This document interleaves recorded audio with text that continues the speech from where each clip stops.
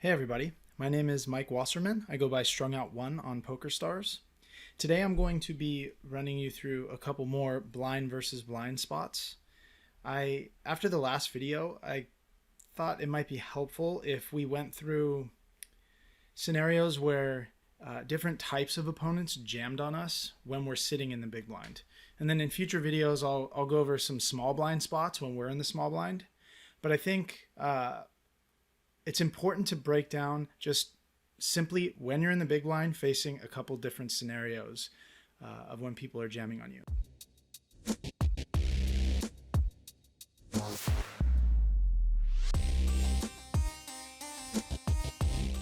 So the first situation here, we are in the big blind.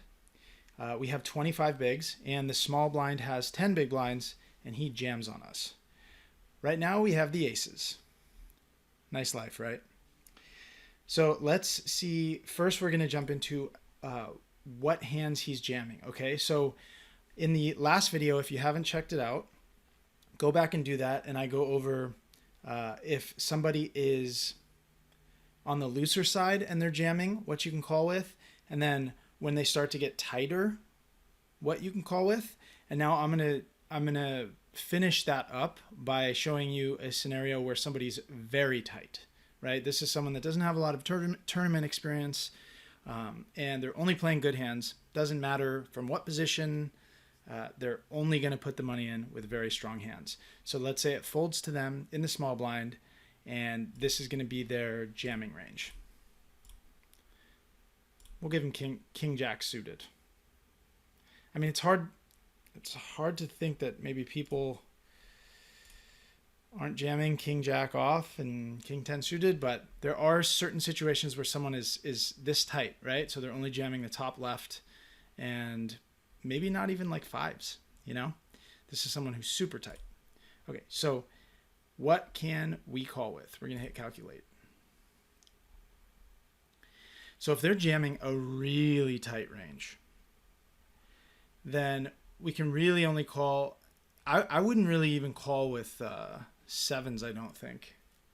If it's only showing 14% of a big line profitability, I'd probably only be calling with eights plus, and then I'd be calling with ace jack suited. Now looking at this chart, I probably would fold ace jack offsuit. It's not showing enough profitability, and then so it would be ace jack suited, ace queen off, and then eights plus. So that would be the range that you would want to call someone that's super tight with. Okay, this is like the old man that's just hanging out waiting for good hands. Although there is a trend lately where old men are blowing our minds when they're like eight betting jacks and then telling us that they had it. But you know, if they're super tight, can't call with very many hands. Okay, so now I'm going to kind of rewind a bit and we're going to change this scenario up. So we're going to say that instead of the small blind having 10 bigs, we're going to give them 15 bigs. Okay. So now they have 60K and let's give us 150K. Okay. So we can afford to make the call, but we want to figure out what hands we can call with. Okay, so first thing I'm going to do, I'm going to calculate Nash equilibrium, like I said in the last video. This is going to give us like a baseline so that we understand what people, quote unquote, should be jamming and what we should be calling with, but it's not always the case. So Nash says that he should be jamming 60% of hands. So let's look at this. So if it's someone that's really aggressive, you may actually find that they're jamming 60% of hands. You might find the jack 7 off in there. You might find more, you know? You might see maybe 65% of hands. You might see all these queens. Maybe some of these jacks, nines, all these suited jacks, and then maybe folding this. So I actually think you could see someone show up with this range, someone who's really aggressive. Okay, so that's basically 70% of hands. Let's see here. So given the fact that I actually think what they should be shoving, Nash says 60, what did it say, 60%? I actually think someone super aggressive will be shoving 70. So what can we call if someone, what can we call with if someone's jamming 70% of hands? And see, this is for 15 big blinds as opposed to 10 big blinds or 11 big blinds. Ranges start to change. You can't call quite as wide because you're deeper stacked and you are not showing as much profitability. So if they're jamming a wide range but 15 bigs, well, you can't call with as many hands. Like King 5 off, still if they're jamming this wide, you can call with King 5 off. That was the example I used in the last video. You're gaining actually more chips in this scenario with the King 5 because they're jamming so wide. But, you know, I always like to use Ace Deuce kind of as a baseline. Like Ace Deuce, you're showing 1.84 bigs. Ace Deuce suited, you're showing 2.66 bigs. So when someone's jamming this wide, both of those are a call, right? Ace Deuce off and Ace Deuce suited. And just notice how much more profitable it is to call with Ace Deuce suited. And then as far as our kings go, you can call with all the kings, and you can call with literally all of the kings. I probably would not call King Deuce, King 3, King 4. I might not call King 5. Really depends, but this is right around where you can still consider calling. King 5, King 6 off. You can call with all the pairs. I'm not sure what I would do with 2s and 3s. If they're loose enough, probably just flick it in there and call. You can, surprisingly, you gain almost half a big blind if you call with Jack 9 here, Jack 9 off. You can call with 10-8 suited and it's still fairly profitable. You're showing like a quarter of a big blind profitability each time they jam on you. And then Queen 6 suited would be like maybe the bottom of where you should be calling with queens, with your Queen X. Jack 8 suited, again, probably the bottom. 10-9 suited you can call with. Look at how much Jack 10 suited's making. Almost a full 2 big blinds every time you call. So obviously aces is making 12 bigs. So we can see here that because we're a little bit deeper stacked, you can't call with quite as many hands.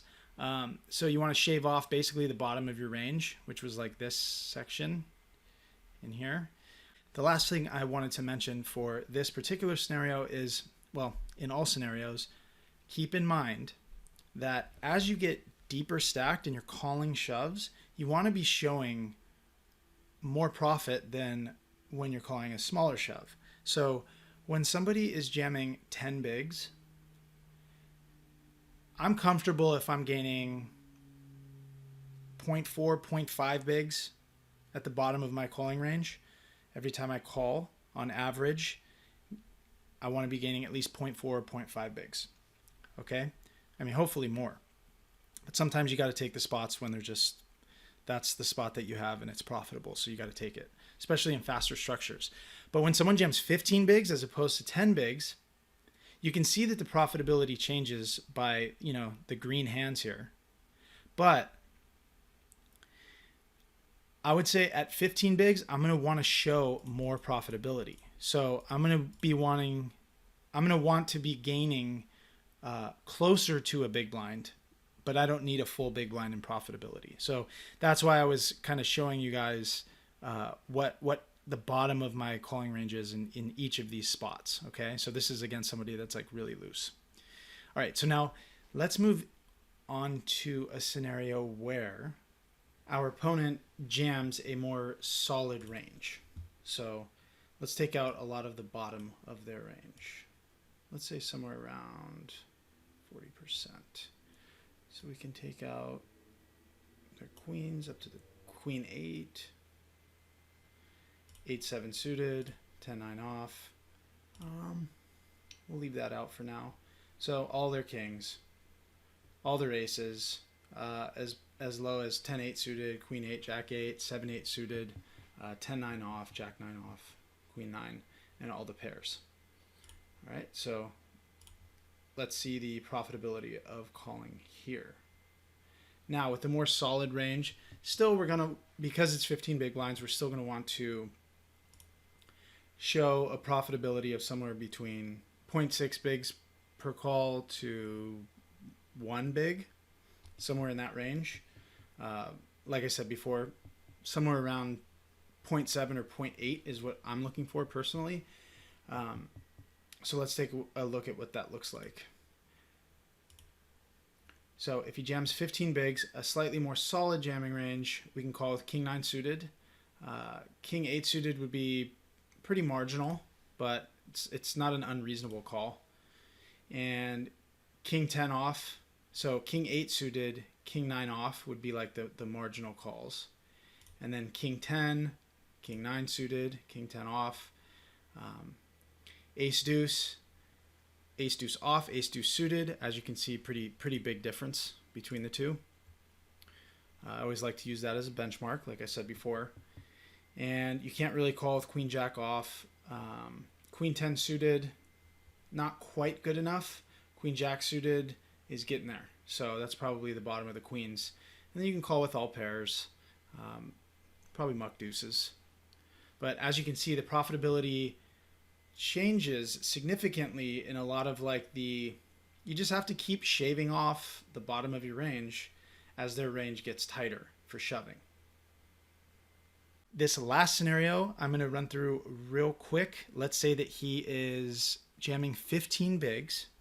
So we're going to change this up again, but we're going to say this time, this is basically back to the beginning of the video. We're going to say that he's only jamming premium hands.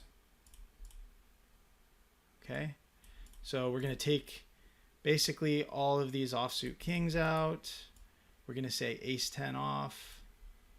We're going to say ace 10 suited. So this is somebody that's like really conservative. They're just hanging out. They're not trying to win tournaments, because you don't win tournaments just playing these hands. So that's not what they're trying to do. They're just hanging out, waiting for good hands. So they're jamming 10% of hands. Okay. What can we call them with? Nines is going to show, okay, so let's lower this min difference. Let's say, yeah, I like to keep it at like 0.7 here. So you can really only call with nines plus. You can call with ace jack suited, but you're only showing a quarter of a big line profitability. So I would say it's probably not a call. But ace queen off is almost 1.5 bigs. Ace queen suited, 2.24 bigs. Nines, the bottom of your pairs, is 1.41 bigs. So that's what you can call with 15 big blinds if he's jamming a tight range. That's going to wrap it up for this video. For more in-depth analysis, you can check out the links in the description below. And let me know in the comment section what your biggest takeaway was and what the most eye-opening part of this was for you. This has been Mike for grips.com. You guys know what to do. Take what you learn, go out there, and get stacking. Thank you so much for watching this video. I hope you found it educational and entertaining. If you want to join Team Grips, click on that subscribe button and tap that bell to be notified every time a new video goes live. For behind the scenes updates and motivational quotes from my poker journey, follow me on Instagram. And when you're ready to take one step closer to becoming poker's next champion, click on me in 3, 2, 1, and let's get stacking.